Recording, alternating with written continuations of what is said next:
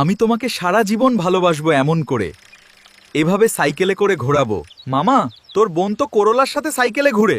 করোলা খারাপ, যে কোনো সময় কিছু করে ফেলতে পারে। প্রথমে যে ভাইরাল ট্রেন্ডিং ভিডিওগুলো দেখতে পারলেন, এই ধরনের ভিডিওগুলো কিভাবে তৈরি করবেন, কিভাবে আমি তৈরি করে থাকি, এটা অনেকেই জানতে চাচ্ছে। অনেকেই আমাদের কমেন্ট বক্সে কমেন্ট করছে, ভাই এই ধরনের ভিডিওগুলো আপনি কিভাবে তৈরি করে থাকেন বা কিভাবে তৈরি করা হয়, এই প্রসেসটা আমাদেরকে শিখিয়ে দেন। তাদের জন্য আজকের এই ভিডিওটা খুবই গুরুত্বপূর্ণ। আজকের এই ভিডিওটা দেখলে এই ধরনের ভাইরাল ট্রেন্ডিং ভিডিওগুলো আপনার হাতে থাকা মোবাইল ফোনের মাধ্যমে তৈরি করতে পারবেন। এমনকি এই সকল ভিডিওগুলো কিন্তু আমি আমার নিজের হাতে থাকা ফোনের মাধ্যমেই তৈরি করছি।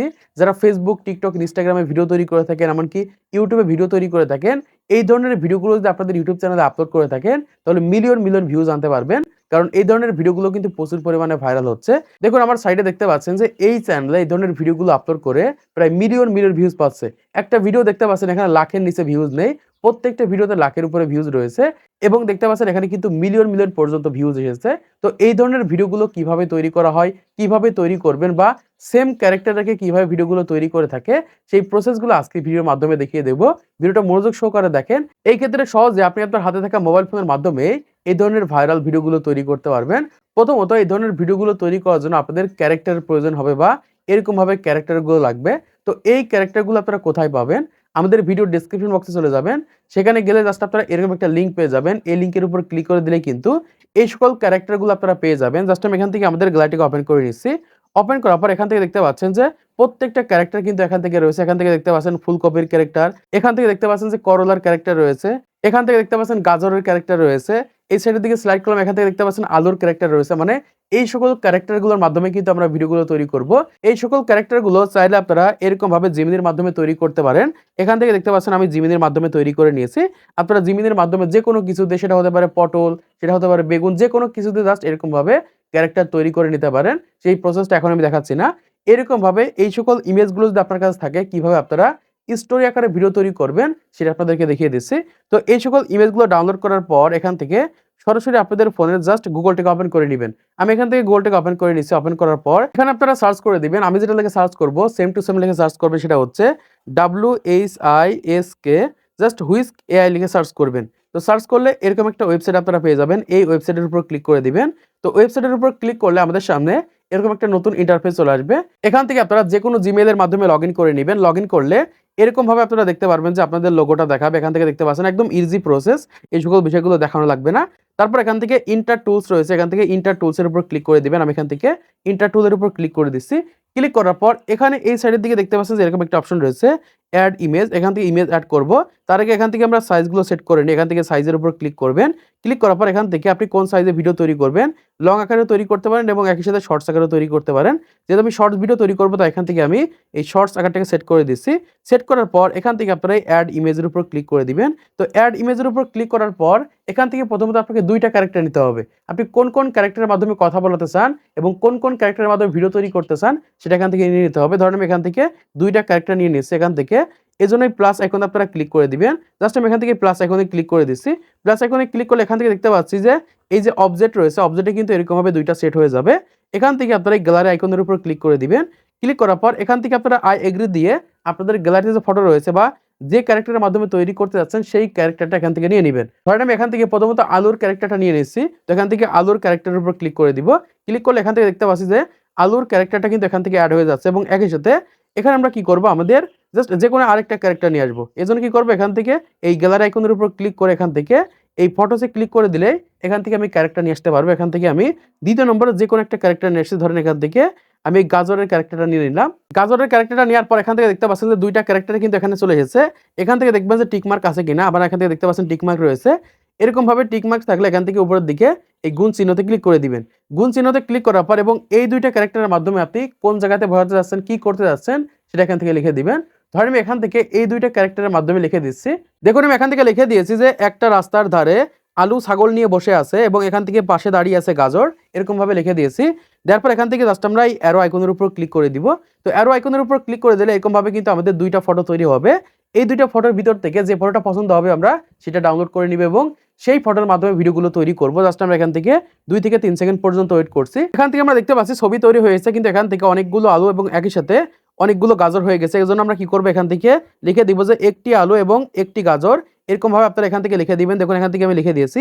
এরকমভাবে আপনারা লিখে দিবেন যদি বেশি হয়ে যায়। তারপর আপনারা এখান থেকে অ্যারো আইকনের উপর ক্লিক করে দিবেন। তো যখন অ্যারো আইকনের উপর ক্লিক করে দিবেন তখন কিন্তু একটা আলু এবং একটা গাজরের মাধ্যমে কিন্তু তৈরি হয়ে যাবে। জাস্ট আমরা এখান থেকে 5 থেকে 6 সেকেন্ড পর্যন্ত ওয়েট করছি। ওকে বন্ধুরা, অলরেডি দেখতে পাচ্ছি এখান থেকে আমাদের ফটোটা তৈরি হয়ে গেছে। এখন আমরা কি করব, এখান থেকে যে কোনো একটা ফটো ডাউনলোড করে নিব। এখান থেকে এই ফটোটা আমার পছন্দ হয়েছে, এই ফটোটার উপর ক্লিক করে দিব।